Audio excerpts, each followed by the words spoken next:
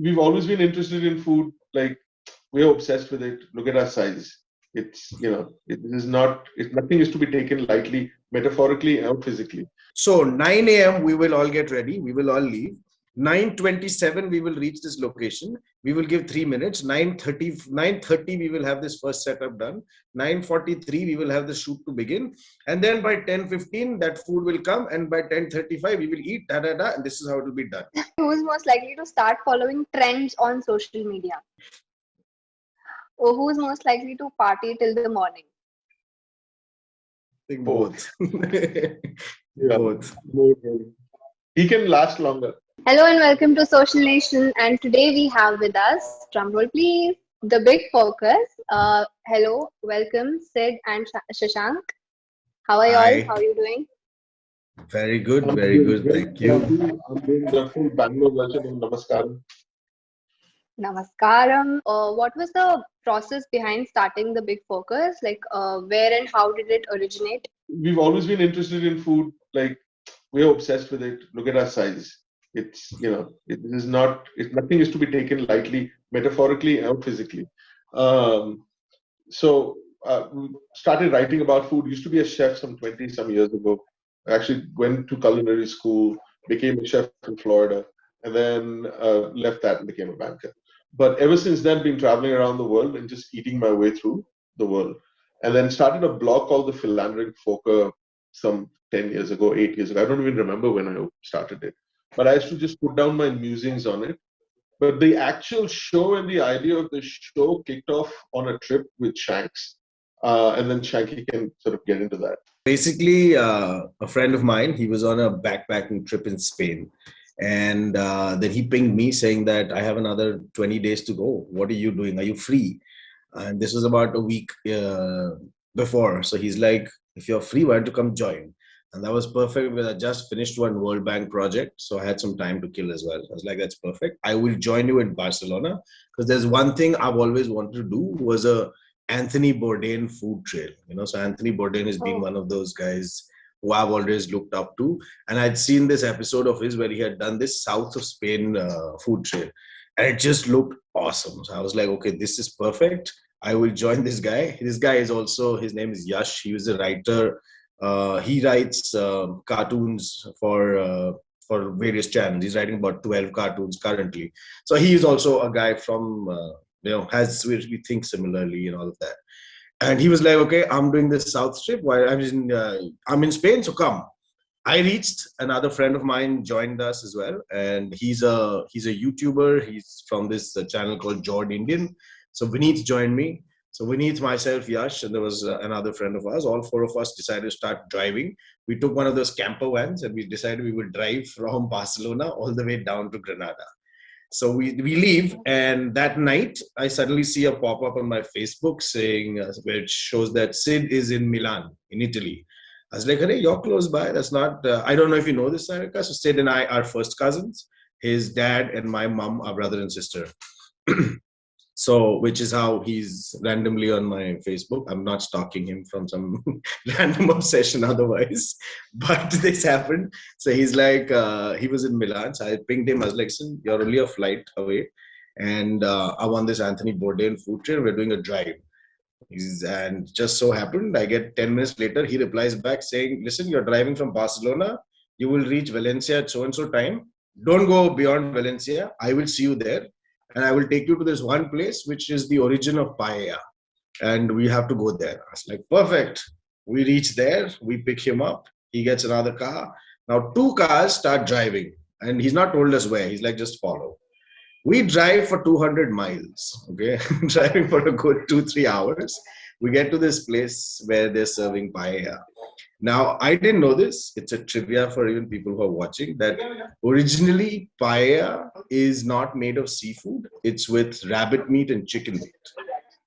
I learned that when I got there, and I thought it was awesome. So we had a great meal. And obviously, because we had detoured quite a bit, we didn't go to our next destination on time. We reached somewhere in the night. And we generally started pissing up. We're drinking on the beach. And while this is happening, we get into the whole conversation of paella, its origin. Then we get into, background stories of where it comes from. and how there was an influence of various countries on Spain. Then we get into the history of it, all of that. That's just normally that would be a conversation if Sid and I are eating. So Vineet, who's sitting with us, is sipping his beer and suddenly looks at us and says, "You know what? If you put a camera around, this is a show. Because there's a lot of nonsense you'll talk, and the extent you'll go with for food, I think there's somewhere a show over here." So both of us then had that little light bulb moment. We're like, "Oh, that's not a bad idea. Something we can probably do." And that's when Sid decided, okay, he actually got onto that with complete seriousness. Went back, and I think a month or two later, he was in Bombay, and he decided to meet up. I stay in Bombay. It's been about 20 years that I've been in Bombay. A lot of media friends just by virtue of being in Bombay, and Xavier students, so a lot of that also happened. So one evening we're generally sitting, and we start this conversation saying, let's figure out how to go about this. And I think things just came together, and I'll let Sid finish that bit on how we actually then got about creating our first set of trials and then seasons. We started the Bombay series as we wanted to create a big show. And then everybody's like, why don't we be realistic and get in front of the camera? It's not as easy. And it was true. As soon as I front of the camera, I froze. Because if you hand us a script, and I don't know if you've seen any episodes, especially from season 1 or 2. I have. There is some attempt from producer to make us do things, and we just throw it back at him. At the age we're at, or I'm at, it's just like you don't want to listen to anybody. You're like, no, I'm doing it my way. It's my way or the highway. That was, just by the way, that was Sid even at 12. Huh? So, we're unscripted, and we got, what we learned was we did get comfortable. Shanky is a natural. He's done some stage work before being in Bombay. Everybody's an actor. Their entire conversations are always around somewhere in the arts scene. So no, we got comfortable. We shot a first season in Bombay that you've seen. In fact, what a lot of people don't know, there was another 12 episodes that was shot. That was all lost. The hard drive got corrupted, and before they could make backups, everything was lost. It was a rather expensive learning that we also had when early stage. Yeah. So every time I repeat the story, a little part of me dies. It was super expensive, super painful. But then those are the things you learn along the way. And then Shanky's got friends in the space. Everybody was helping, adding value, doing this. In one room, you can meet everybody required to put a production together. At that time, the conversations in typical fashion, when you start, you're making one camera. By the evening, after 8 drinks, we're making a feature film movie. So that's how every conversation went. But we pulled out season 1, which was essentially Shanky taking me through Bombay. And then, we wanted to break it up and try to make it funky. Little bit of me trying to tell the world, or at least our audience, how to eat certain foods, how this is Chinese or not Chinese, how this is Brazilian or not Brazilian, just by the virtue of my travels and experience. So, and then we had that pub crawl, which was awesome. Bombay to Mumbai. I'm going to get flamed by the hardcore Mumbaikars who get very upset every time I call it Bombay. It's like, it's a feel. Mumbai is the name, Bombay is the feel. That's my getaway out of trouble card.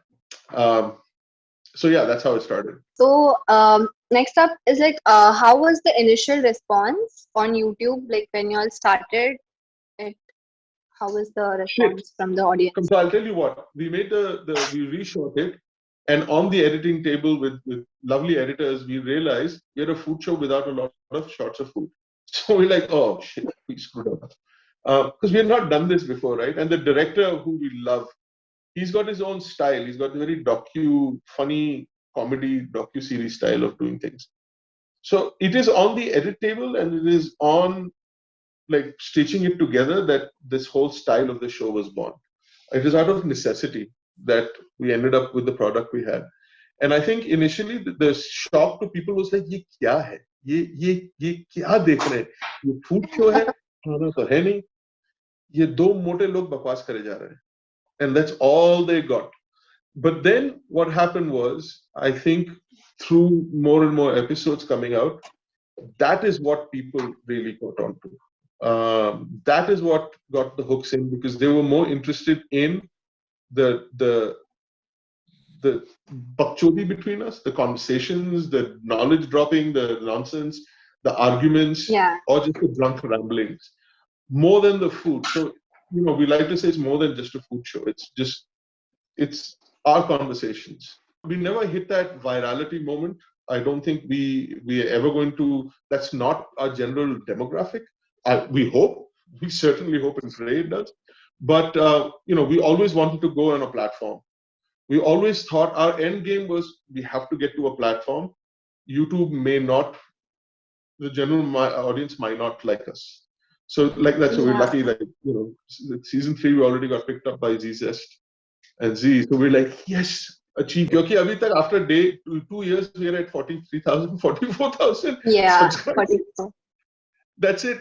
But our views are really up there. And then our community is really strong. But we're not like a other YouTube channel that's putting out, I'd say, 100 videos a year, and they've got 200, 300, a million. But that's one camera setup. They're going, they're talking, but that's their entire thing is different, right? The entire show is different. बहुत अच्छा है, ये समोसे में कचौड़ी है, इसमें चटनी हरी है और पीली है. Or no, I'll watch it too. Yeah, I'm living vicariously through them. But you tell me and Shanky to do, we won't decide. The argument will be, where are we going to eat first? Then when we get there, we'll be like, इसमें meat क्यों नहीं? तुमने दारू क्यों नहीं? ये क्या है? वो क्या है? And then I will be talking about, it actually originally came from Yemen, and Shanky will like, shut up and eat. So अभी तक तो समोसा का चटनी भी नहीं डाली है. वो बेचारा उधर में वो एक रेस्टोरेंट पहुंच गया दूसरे शो में. So yeah, we're a little bit different. So how would you like to describe your channel in a hashtag? Like, if you have to tell to a person that this is how it is, like one hashtag. I would call it hashtag irreverent. We are, in one word, we'd be irreverent. And trying to walk the untrodden. We don't want to go to the regular... Uncharted. Hashtag Uncharted. Uncharted. Great. Unfiltered, uncharted. It's all and inadvertently we end up a little bit. I'll tell you what makes us really happy when other people give comments and try to put hashtags around us, and the one that we both absolutely love, and a little bit of little misty eyes comes, and we're like, you guys are a little bit Boudinish. It reminds me of Boudin, and it's like, oh, it gets wet. Yeah, those are the comments we love. And I think we describe ourselves through that emotion. Okay, so is there any specific reason y'all are doing season 3 in Bangalore, Mumbai? We actually engage quite a bit with our audience, right? So whether it was on YouTube or Instagram, wherever, there's no comment or message that is not read by us. So we constantly do that and we respond to it. Now there we got a whole lot of people generally following from the South. Probably is to do with the fact that we talk a lot in English, and I mean, we break into Hindi once in a while, but predominantly it is English. So probably that is one of the reasons. And then we also, because we covered Bombay and Goa and all of that, it's a lot more relatable to the south of India. The south. So we started getting requests saying Kerala, Andhra, Telangana, Tamil Nadu, that has great food, this, that, which I completely agree as well. So I am half Malayali, half Marwadi. Sid is half Kashmiri, half Malayali, half Marwadi. Wow. Yeah, so we basically represent all of India. His mom is from Kashmir. His father is from Rajasthan. My father is from Kerala. My mother is from Rajasthan. I was born in MP. Sid was born in Calcutta. I was brought up in Gujarat. So we practically cover northeast, west, south. All of India. We're just within the family. We just call ourselves Indian. I don't think I can say where I'm from. So having said that, what happened was a lot of these started coming in requests from south of India. So that's when we identified. Yeah, South agar karna hai, ek to tab Zee nahi tha, tab hum khud se kar rahe the initially. So we had to figure out what is the logistically. Also, it has to be financially viable because we cannot start in Karnataka and cover all of Kerala, Tamil Nadu, everything in probably 15. we'd need a year just to probably cover all of those. So the ideal representation then became Bangalore. Because Bangalore mein ye hai na ki because of the whole IT boom there, right? There's a lot of people from all around, right? So you have enough Malayalis staying there, enough guys from Andhra, Telangana coming there, Tamil Nadu. So automatically what has happened is to cater to these various audiences, there are food joints and all of that that have come up, right? And they are very, there's some very nice ones, some very niche ones. And in addition, there was also a lot of international audience that exists in Bangalore, right? So you have Korean food, you have a lot of these other foods from different parts of the world that are also available there. So that became somewhere it aligns with what we do and how we go about our season as well. And to add to what Shanky said, we're also, by the virtue of our work, we're slightly heuristically driven and numbers driven. So we look at stuff like where our audience is coming from. We have a pretty large audience. I'd say if you outside of Bombay, because that was our first season, one of the largest cities is Bangalore for us. And demographically, it fits. Yeah, they are young urban crowd that is aspires to travel more often, eat at these places, and food is an important part of their day-to-day discussion and conversation.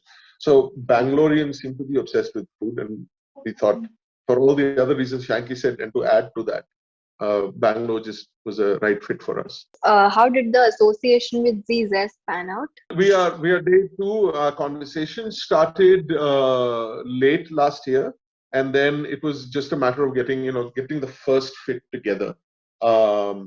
So Zee, from what we can see, is expanding its food game like hardcore. Yeah. They're building in a lot of assets, and on top of that, we felt they're not only just they're curating it rather well, so they're giving a wide gamut.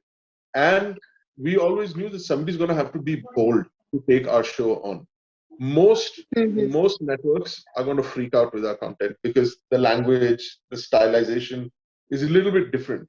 So it's a gamble. And then the team at Zee, I feel, are as crazy as we are, maybe. So they're bold. They're trying to do something a little bit different. So the partnership just was a natural fit for us.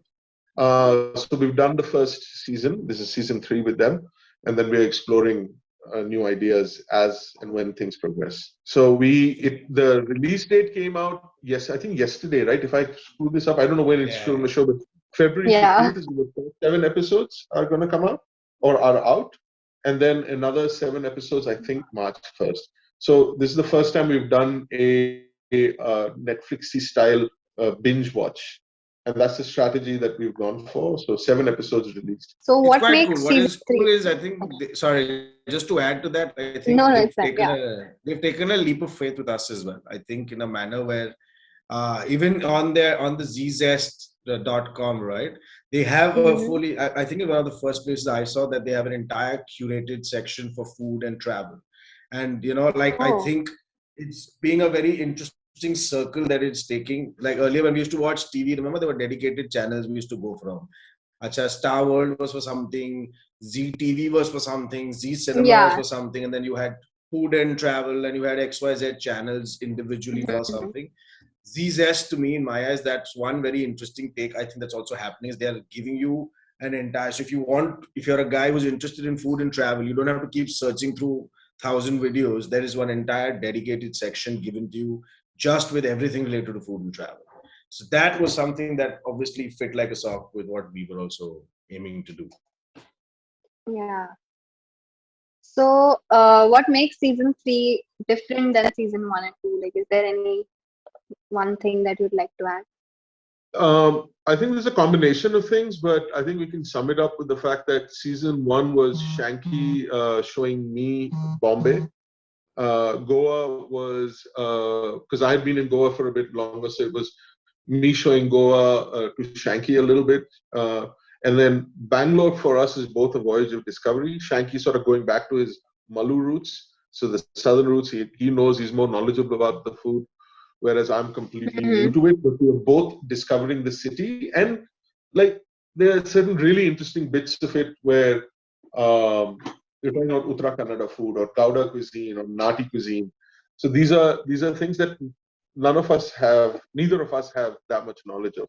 So it was more of sitting back and being educated by the proprietor or by a guest. So I'd say there was a little bit different from that end. And also, I think just to add to that, see, for us, our format in general, the place we are at is a very integral part of everything, right? Even from our conversations to how we go about shooting in the city, it's a very integral part of what that city is all about. So it's not just, we're not a show where food is on the table and then we start talking. How it reached the table, how we've reached here, what has got us here, all of that is part of our conversation. So automatically, I think each season is very specific to the place that we are at. And it also sort of goes back to the show in general, and it just popped in my head. I think a good way to describe what happened in Bangalore is also what we actually aim to do. As we do new seasons, we get more and more mature into the process of it, right? So I think for us you can think of us as like anybody who's curious about food. So it's from that perspective. Like anybody who goes to a new city, you go and ask like, hey, tell me a little bit more than just what everybody knows. Ki kahan khana hai, that's it and done. There's more curiosity. Where does this come from? Why does it come like that? Where does it originate from? So that is sort of sums up the show. It's a little bit more curious. It's a little bit more normal, like raw, in the sense how people actually talk, not put through the lens or put through the filter of regular cinema, or sorry, TV show or YouTube, where it's produced for consumption. This is us just being ourselves. And how people tend to be. So is there any BTS anecdotes that you would like to share from the shoot? I thought our show is an entire BTS of our lives, right? Yeah, true. It is all happen chance. Yeah, so there is one BTS that we can share, and Shanky won't remember. This is actually quite funny. So in the pub crawl, with Shanky's friends, Jord Indians, who are Bangalore boys, and they're an extremely successful YouTube show called Jord Indians, obviously. And then there was a Brother V, who's one of the original OGs of the Indian rap scene. They were all with us in shooting. So we had done this crawl, and there's an idea and there's a format sort of to how we want to do things. We want to go from A to B, talk about their story, talk about the rap scene, Bangalore drinking scene. That lasted less than 1 hour. It was a race, and it just went haywire. At one point, camera is looking at me, I'm looking at director, and these guys are all having a conversation, jumping in. So nobody's audio is sounding clean. And at Chinglang, which is the fourth place, what you can't see in the camera while the conversation is going on, there's like 15 police officers, cops standing around with dandas. They want us to clear out of Chinglang, and there are cops everywhere. And I'm like, no, continue. Camera is telling me, director is telling me, sir, equipment tod denge. I'm like, short low.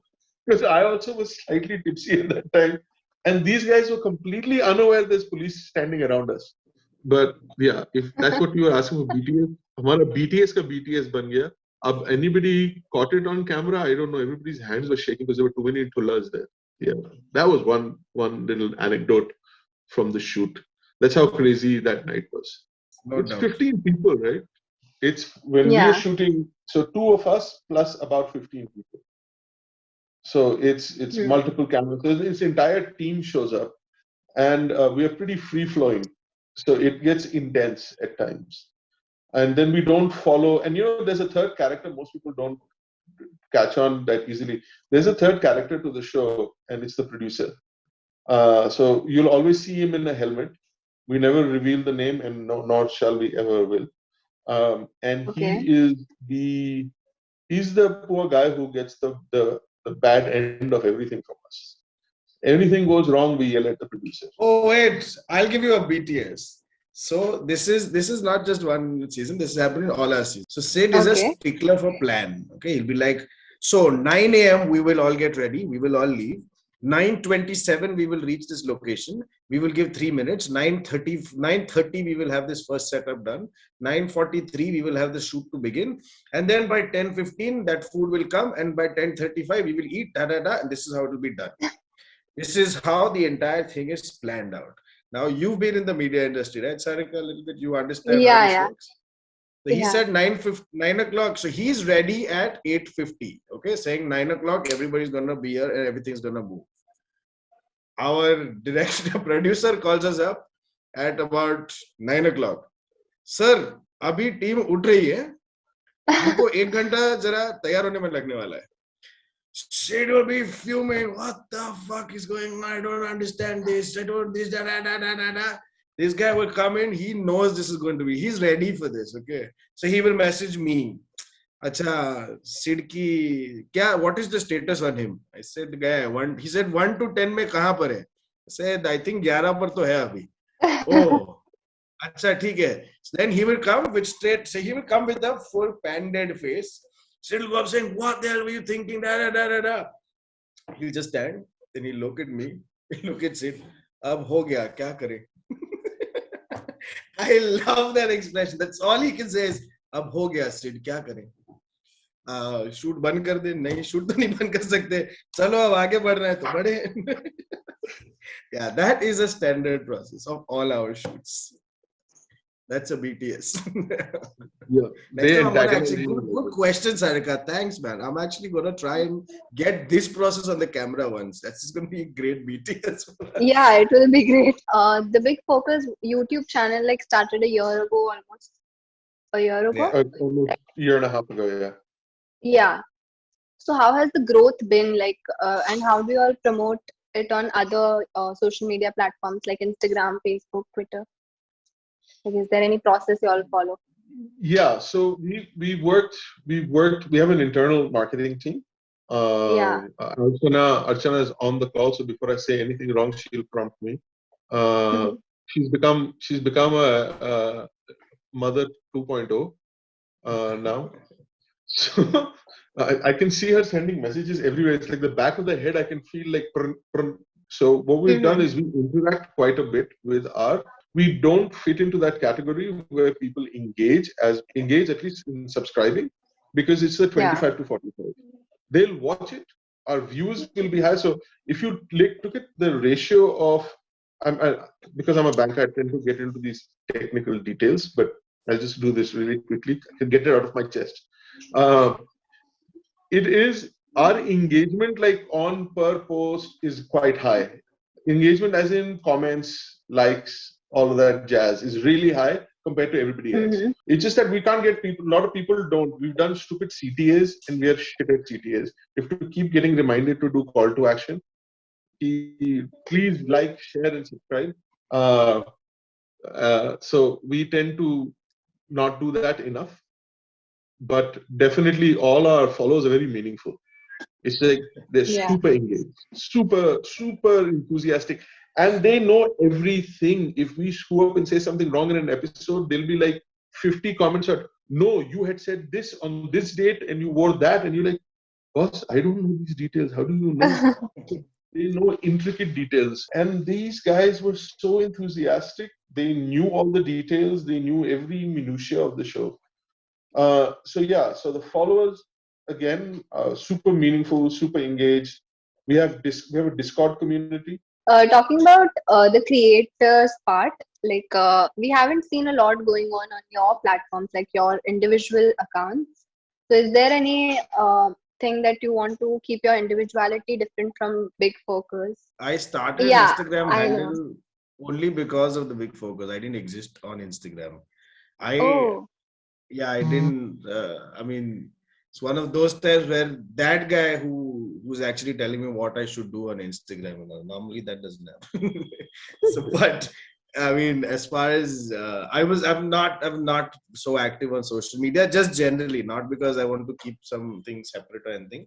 It's just time never permitted to get onto social media that much. Generally, even both of us generally have a very hardcore travel and work life, and I'm a software guy, so work anyway keeps me too busy on the gadgets, so I don't need to find another reason to be on it. So I think only time I actually used these were for probably YouTube, and Facebook for me is like a birthday reminder. That's about all that I used it for. But so Instagram is new to me in a sense. And what happened is I am now getting used to the whole idea, and I have Archana after my life half the time saying, you need to post this, you need to post that, you need to post what you're eating. I haven't been able to achieve too. I've been at it a bit longer, but the thing is, the way we are on TBF is exactly how we are. There's no difference. It's not like a created character or study or something. It's so there's not going to be that much difference. The only difference is my private channel is private because I've got my family on there and my children, so I keep that private. But that nonsense and bakwas is that's how we are. This is exactly on the show. So I'll be asking questions. Who's most likely to do something like for example, who's most likely to eat this or that? So you just have to point it towards yourself or towards the camera. Definitely. Who's most likely to disappear for a couple of days without any intimation?